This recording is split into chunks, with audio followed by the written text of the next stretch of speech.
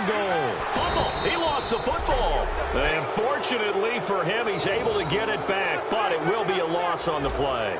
Well, that was a big oops right there. But how about his ability to correct it? Loses the football, able to get it back himself. Yeah, pounced right back on it, keeps possession.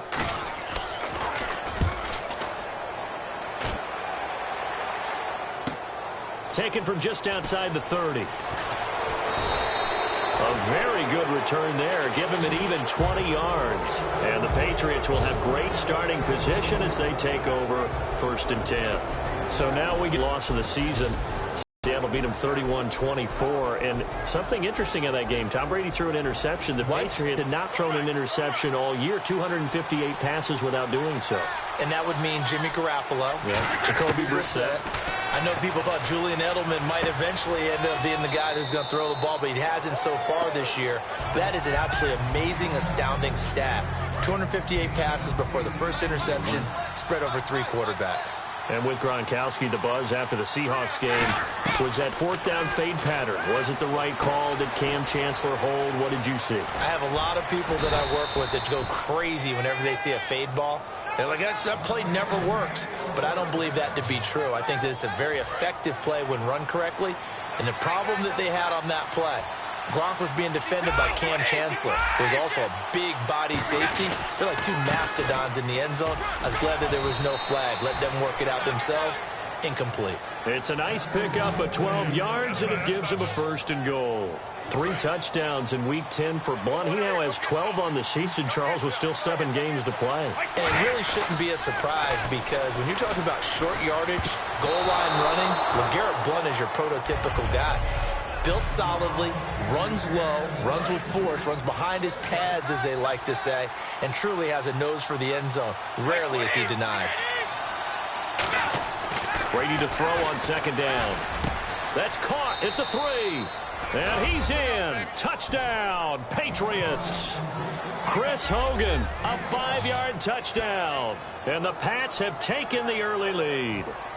Now Stephen Gostkowski on for the extra point. This is similar to baseball where you walk the leadoff hitter and you don't expect him to come around and score. Almost impossible. Anytime a defense has to defend a short field, you usually end up seeing the result we saw, giving up points. Gostkowski now, after the touchdown, he'll send this one away. This is fielded at the goal line. Ooh, with a juke. The Red Sea parts, and there he goes. Past the 20. And he takes it all the way, but there is a flag down, so hold the celebration. This one's coming back.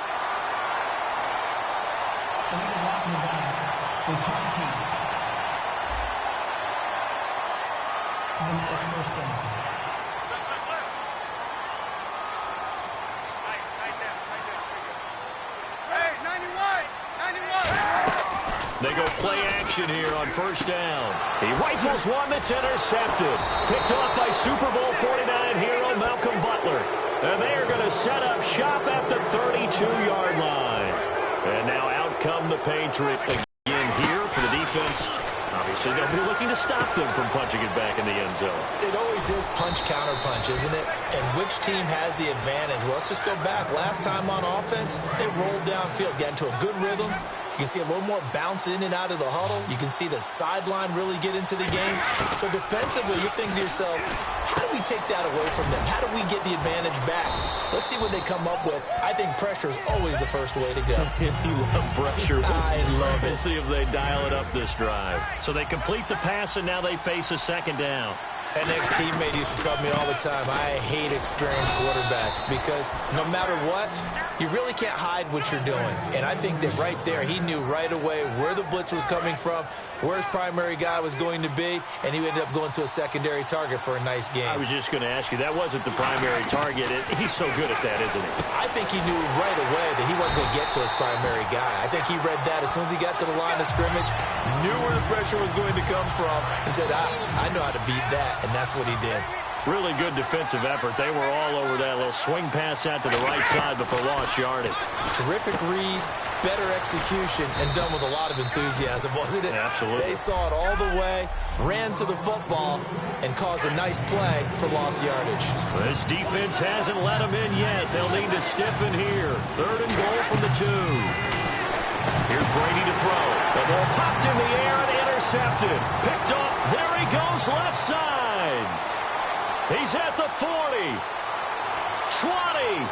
10, 5, and into the end zone. A pick 6 for the 49er D as they score the touchdown. Yes, the old tip drill works to perfection there. You're bringing back great memories. Used to love.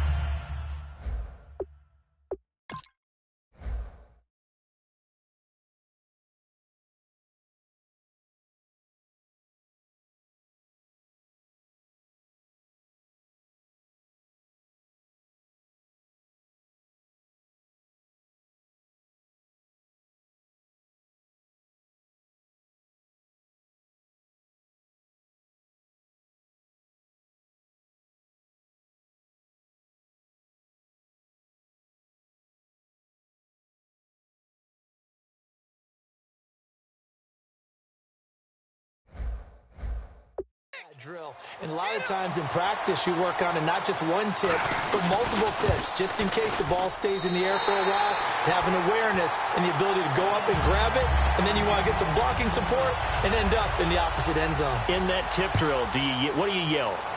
For us, it was Oski. Okay, Oski different was an things for interception. different teams. Different teams have different ways of doing it. I've heard bingo, jackpot. The worst I ever heard, though, was Frankenstein. You don't want it to be a two-syllable word. Yeah. You want to get it right down and go. Oski is really the preferred word. Oski. Now the Patriot offense set to take over again. And following the pick 6, and they have decent field position in throwing that pick 6. We'll see how they attack this drive. And I think all you say to your guy is, listen, let's just take care of the football a little bit better. Make some get settled back in. But they told him, and they told us, they've got confidence. That's not a problem. Yeah, not a problem at all. They just want to make sure they get things settled down a little bit for their offense and give their defense a little bit of a chance to rest. And he's brought down. 13 yards there on the pickup, and it gives the Pats a first down. Have we yet met a receiver that wasn't excited about getting a chance to play with Tom Brady? Absolutely not. And Martellus Bennett bringing his considerable skills to New England now. Going to hook up with Mr. Brady for another completion here. Yeah, 90 catches. And the best part about that play for him, I don't think that was his primary target. I don't think so either. I think he had the read, figured out where the blitz was coming from, and went to a secondary target for a really nice game. Looking for a seam, but finding none. He'll get back to the line of scrimmage, and that's it. Buckner is a really tall defensive end / defensive tackle. How about that move right there to get upfield and make the play in the offensive backfield? Excellent leverage. You're right. Tall, big, 6'7", nearly 300 pounds. I'm not sure we could spot any tendency here on this 3rd down. They could have run it or passed it. Either one was available. They chose to try and get it through the air, but they were unsuccessful. To throw is Brady. This is caught. It's Julian Edelman. And he'll take it into the end zone for a Patriot touchdown. Julian Edelman, a 24-yard touchdown. And the Pats able to cash in for 6. And there they got him the ball. Just get it to him, let him do the rest. You know, he probably said that to his quarterback as he broke the huddle. I like the play call. Just get it to me. I'll take care of the rest of it. Helping out his rack, right? R-A-C? Run after catch, and he loves that, and he's going to carry that in at contract time. This is fielded at the goal line. Then he'll take this across the 25, couple extra yards, up to the 27-yard line. And now the 49er offense ready to go and getting back out onto the field. And last time, one play interception. So this offense, they should be fresh. That's a good way of putting it. And I can't wait to see what they decide to do with play calling. Because a one-play drive where you throw an interception, a lot of people think the very next time out, run the football, don't give them a chance. Maybe play action? I think maybe you go play action, show your quarterback, you get a little confidence in it, and let him fling another one. Now, Carlos Hyde had missed the previous 2 games with a shoulder injury coming into Week 10, and nowhere to run in Week 10. Just Carlos Hyde. See you later. The 20. Touchdown, 49ers. Carlos Hyde, 66 yards. And the 49ers are within an extra point of tying this thing up.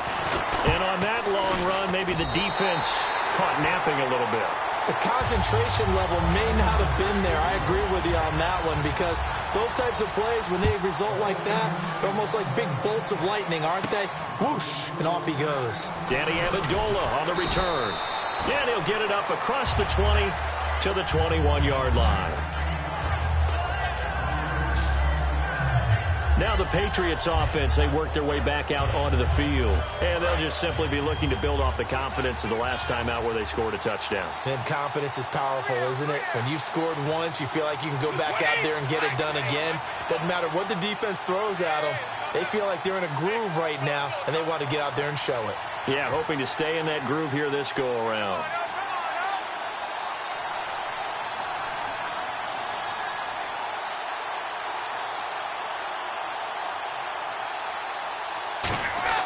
On 1st and 10, here's Brady.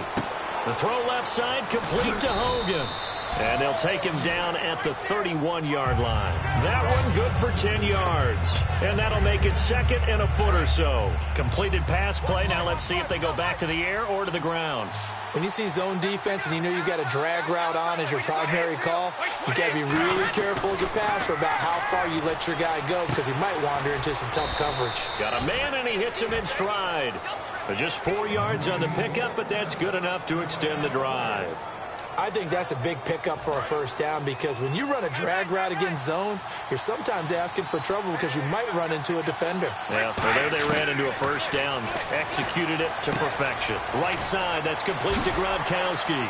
Rob Gronkowski, there he goes. And all the way in. Touchdown, New England.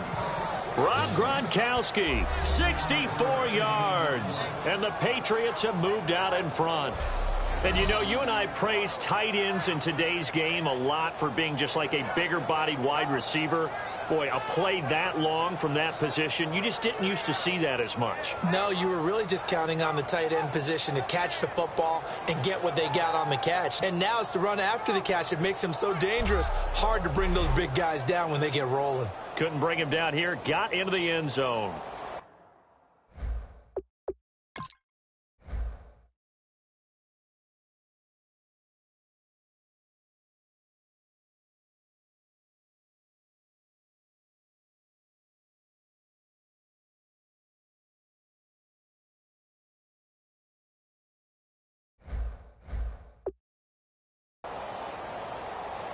Extra point try for Gronkowski. And we'll see if this rain affects the team's decisions going forward, but they kick it here, and it's good. Gronkowski now, after the touchdown, he'll send this one away.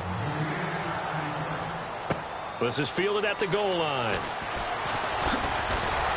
And not a bad return here. He gets it out to the 25-yard line.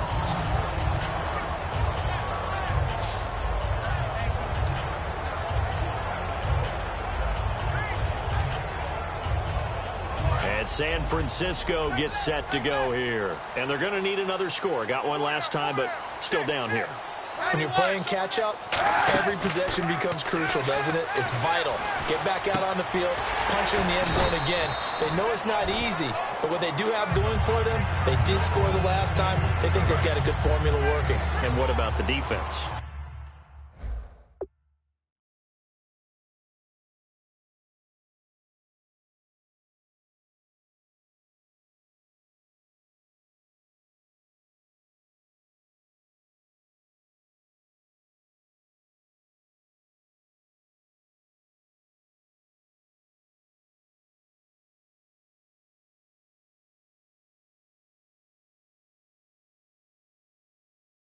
Well, now you're just saying to yourself, okay, we gave up a score last time. What adjustments do we need to make to slow them down now and get the ball back for our own offense? Is it more pressure? Is it more zone? What do they have to do? They're trying to figure that out themselves. We'll see if they can figure that out right here. They got 2 of the 3 they needed there. It leaves them with 3rd and just a yard. So 2nd down was a run play. Now let's see what they do on 3rd.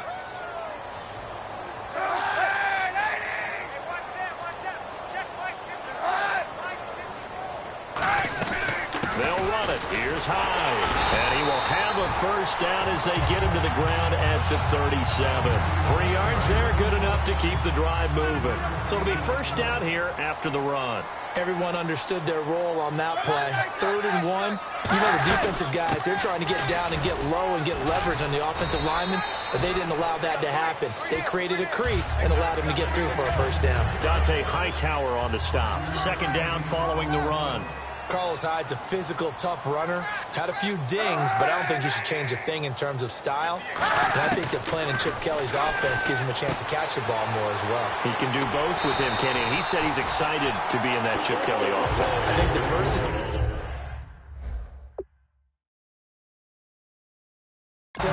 will really be to his liking. And Cap, of course, was a great baseball player, drafted as a pitcher. He kind of showed his arm right there, didn't he? Yeah, he let that one go, didn't he?